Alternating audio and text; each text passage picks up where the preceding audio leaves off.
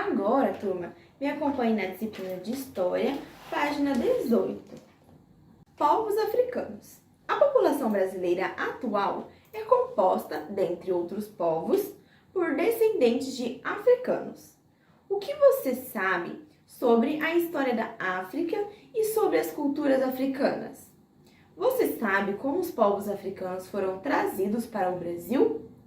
Os povos africanos, meus amores, foram trazidos para o Brasil lá na época das navegações europeias. Se lembra que na aula anterior nós falamos sobre a chegada dos portugueses aqui? Que foi por meio das navegações que eles buscavam descobrir e explorar novas terras? Então, naquela época, eles estavam desbravando e explorando novas terras. E os povos africanos foram trazidos para cá por meio do tráfico de pessoas.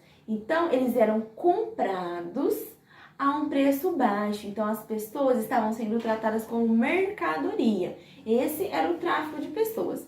Então, compravam as pessoas que moravam lá na África, elas eram retiradas do seu país, transportadas até o Brasil por meio dos navios, certo? E aqui elas eram obrigadas a trabalhar. Então, elas atravessavam todo o oceano e eram em más condições. Por quê? Nos navios não tinha boas condições de higiene, de saúde, nem de alimentação. Muitos dos escravos, inclusive, morriam no caminho para cá, antes mesmo de chegar aqui. Então, era uma situação desumana, não é mesmo? Vamos conhecer um pouquinho mais sobre isso? A África é um grande continente multicultural, formado por mais de 50 países e por muitos povos. Esse continente é considerado o berço da humanidade, pois ali foi registrado o surgimento dos primeiros antepassados humanos. Por ser uma região habitada há muito tempo, abriga muitas histórias, saberes, técnicas e culturas. Dessa maneira, são incontáveis as contribuições dos povos da África para o desenvolvimento das civilizações e os conhecimentos que se difundiram a partir dali para o restante do mundo ao longo do tempo. É verdade, o Egito faz parte do continente africano e a civilização que se desenvolveu na região era composta por uma população bastante miscigenada, com uma mistura de povos, sendo em grande parte pessoas negras. Sim, meus amores, isso é verdade. Nós podemos visualizar aqui no livro as pirâmides de Gizé, localizadas nos arredores do Cairo, no Egito, e ao lado a estátua de Ramsés II, faraó do Egito entre 1279 e 1213 a.C. Lá na página 19, escravidão como comércio. Na época das grandes navegações europeias, os portugueses buscavam expandir seus domínios e encontravam riquezas, como metais preciosos e outros produtos lucrativos. Um pouco antes de chegarem ao território que atualmente forma o Brasil, os portugueses já haviam alcançado o continente africano, onde iniciaram a colonização de diversas regiões. Ali estabeleceram relações de comércio e exploração. Uma das atividades mais lucrativas estabelecidas pelos portugueses na África foi o tráfico de pessoas para serem escravizadas. Esse comércio consistia em uma troca entre os comerciantes portugueses e africanos, que capturavam pessoas em troca de diversos produtos trazidos da Europa. Quando os portugueses iniciaram a produção de açúcar no Brasil, o tráfico de pessoas escravizadas passou a representar uma fonte de mão de obra bastante lucrativa. Os escravos eram obtidos a baixo custo e depois eram vendidos por preços altos aos proprietários de terras. Então, baseado no tráfico de pessoas, na escravização, na exploração, eles lucravam muito dinheiro. O escravismo praticado pelos europeus foi responsável pelo deslocamento forçado de milhões de pessoas do continente africano para a América e a Europa. Na imagem aqui do livro, nós podemos visualizar africanos escravizados, que realizavam pequenos serviços na Bahia por volta de 1850. Jogo rápido. Escolha 3 palavras a seguir e escreva um parágrafo com elas sobre a escravização dos africanos europeus. Então, aqui no quadro, meus amores, tem várias palavras: comércio, mão de obra, deslocamento forçado de pessoas, lucro, exploração, colonização. Vocês podem escolher 3 dessas palavrinhas, certo? Ou, se for necessário, até mais, para vocês falarem um pouquinho sobre a escravização dos africanos pelos europeus, certo? Africanos fora da África. Ao longo de alguns séculos, os africanos atravessaram o Oceano Atlântico em enormes navios, onde muitos morriam, enfrentando péssimas condições de higiene, saúde e alimentação, arrancados de sua terra, de sua cultura e de sua comunidade. Eles eram obrigados a reconstituir seu modo de vida, enfrentando a árdua condição de escravidão.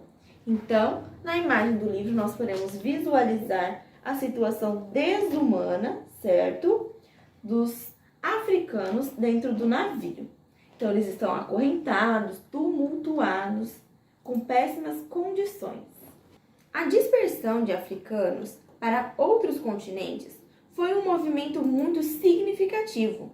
Mais de 40 milhões de pessoas foram deportadas de seus lugares de origem, principalmente para a América e para a Europa, pelo comércio escravista praticado pelos europeus.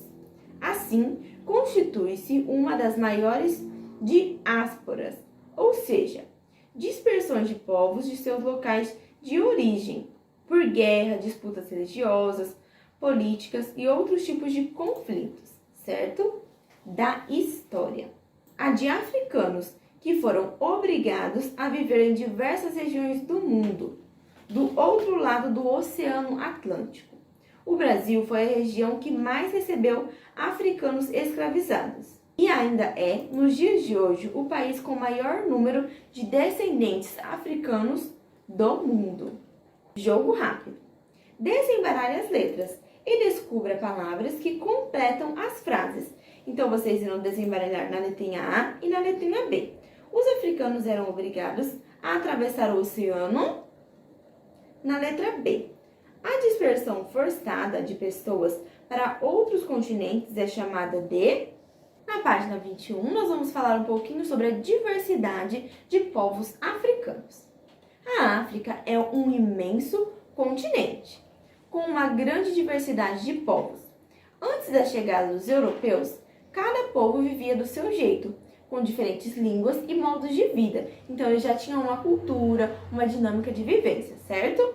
Alguns povos estavam organizados em pequenos povoados. Existiam também grandes reinos e impérios. As sociedades mais populosas se formaram em torno das cidades. Algumas eram bastante exuberantes e contavam com sistemas administrativos para controlar o comércio, entre outras atividades. Também existiam sociedades que se constituíam em pequenas comunidades. As decisões eram tomadas pelos chefes das aldeias e a vida coletiva era baseada nas atividades de subsistência, principalmente na agricultura, caça e na coleta. Então, eles desenvolviam essas atividades para sobreviver, certo? Então, eles plantavam, caçavam e coletavam para sobreviver, para usufruir, para poder comer, se sustentar. A diversidade da cultura africana foi mantida ao longo do tempo, graças à tradição de guardar e transmitir oralmente as histórias desses povos por gerações. Assim, os contadores de histórias africanos, como os griots, ajudaram a preservar a memória por meio da narrativa. Os griots são responsáveis por preservar e transmitir a memória de seu povo. Desafio. Discuta com seus colegas quais eram as principais diferenças entre as pequenas comunidades e as sociedades mais populosas da África, antes da chegada dos europeus. Então, o texto traz para nós as características, certo? Das pequenas comunidades e também das mais populosas. Então, vamos lá ver quais são essas características? As sociedades mais populosas se formaram em torno de cidades. Algumas eram bastante exuberantes, então elas eram belas e contavam com sistemas administrativos para controlar o comércio, entre outras atividades. E quais eram as características das pequenas comunidades? Lá nas pequenas comunidades, as decisões eram tomadas pelos chefes das aldeias e a vida coletiva era baseada nas atividades de subsistência, principalmente na agricultura, na caça e na coleta. Então, meus amores, nós podemos perceber que nas sociedades mais populosas já era desenvolvido a parte mais econômica, a organização entre eles, certo? Era mais próximo de algo atual, de como, por exemplo, o município é organizado. Já nas pequenas comunidades, era algo mais voltado para o grupo, então tinha o chefe que tomava as decisões e todas as atividades deles eram voltadas para a sobrevivência. Número 2. Você conhece alguém que exerça uma função parecida com a dos griots africanos? E qual é a importância de transmitir histórias, memórias e tradições para a cultura de um povo? É muito importante, meus amores, porque assim a nossa história, as nossas raízes, elas não se perdem, certo? Por hoje é isso, crianças. Tchau, tchau!